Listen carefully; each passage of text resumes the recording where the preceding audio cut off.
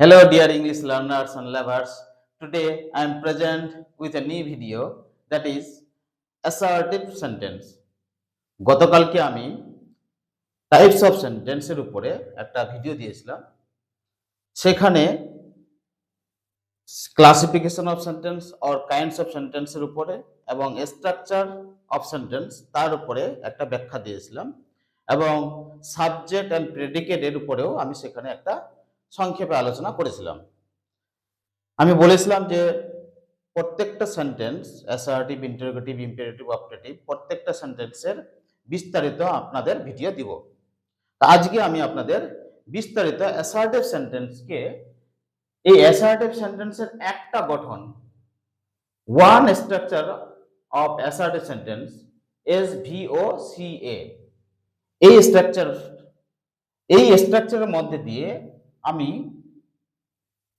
বাকি যে ৮টা ১০টা স্ট্রাকচার তৈরি হবে এই স্ট্রাকচারটাকেই এই গঠনটাকে আমি নিয়েই আলোচনা করছি যে কিভাবে এই গঠন থেকে আমরা বাকি ৮টা বা ১০টা গঠন অ্যাসার্টিভ সেন্টেন্সের গঠন হচ্ছে এবং উদাহরণের সমেত আমি আপনাদেরকে বোঝানোর চেষ্টা করছি।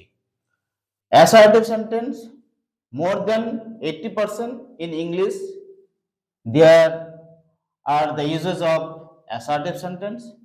So assertive sentence is very important to understand. So dear English learners and lovers, so pay your kind attention and try to understand the structure of assertive sentence.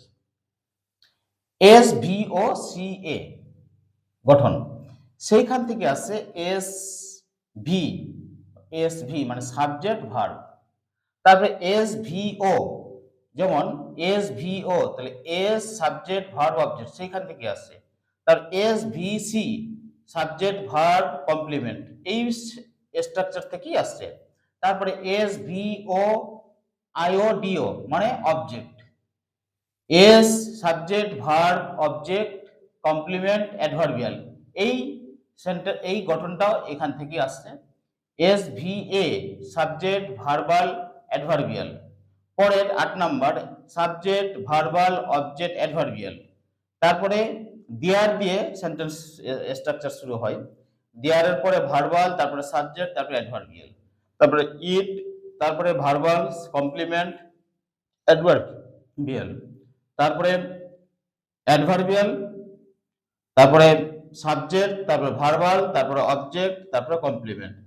এই যে গঠনটা, এই গঠনগুলো খুবই গুরুত্বপূর্ণ এবং এই গঠনগুলো জানা থাকলে আমরা সেন্টেন্স স্ট্রাকচার করতে খুবই সুবিধা হবে এবং আমরা খুব সহজেই নির্ভুলভাবে সেন্টেন্স স্ট্রাকচার করতে পারবো। তো চলো উদাহরণের সহিত আমাদের দেখে নেওয়া যাক কিভাবে আমরা এই সেন্টেন্সের স্ট্রাকচারগুলো প্রয়োগ করি। Subject plus verb, he sleeps, subject plus verb. Subject verb object, subject I know you, I subject, know verb and you it is object. SVC subject verb complement, the students subject, kept verb and C that is complement. S subject verb IODO indirect object direct object, Mr. Bialy that is subject, teaches it is verb, us এটা হচ্ছে indirect object, English it is direct object. তারপরে subject verb object complement adverbial, we elected him the captain of the team, we subject, elected verb, him এখানে object, SVO the captain এটা হচ্ছে complement আর of the team এটা হচ্ছে adverbial. SVA subject verb adverbial, the baby subject, slept verb আর well adverbial। SVOA S হচ্ছে সাবজেক্ট, met it is verb, her friend it is object আর accidentally accidentally এটা হচ্ছে অ্যাডভার্বিয়াল। তারপরে দেয়ার, তারপরে ভার্বাল, তারপর সাবজেক্ট, তারপর অ্যাডভার্বিয়াল। দেয়ার এটা দেয়ার, তারপরে লিভড এটা ভার্বাল, এ ওয়াইজ ম্যান এটা হচ্ছে subject, in the village, in the village, there in the village এটা হচ্ছে অ্যাডভার্বিয়াল।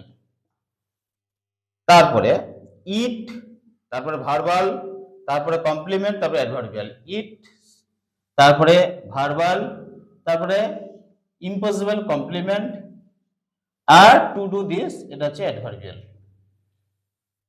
এ দ্যাট ইজ অ্যাডভার্বিয়াল, তারপরে subject, verbal, object, complement.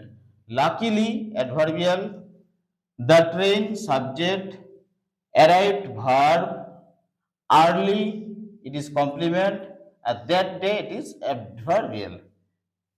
Sorry, early এটা হচ্ছে object, and that day এটা হচ্ছে complement, that day এটা হচ্ছে complement. তো আজকে এই অ্যাসার্টিভ সেন্টেন্সের উপরে আপনাদের বিস্তারিত আলোচনার চেষ্টা করলাম এবং প্রত্যেকটা গঠনের সঙ্গে উদাহরণ দিয়েছি এবং যে 10টা গঠন সেটা বোঝানোর চেষ্টা করলাম। অতএব যদি আপনাদের এই ভিডিও ভালো লাগে অবশ্যই সাবস্ক্রাইব করুন আমার চ্যানেল, যে পরবর্তী ভিডিও পাওয়ার জন্য, আর অবশ্যই লাইক কমেন্টস করুন। Thank you all my viewers.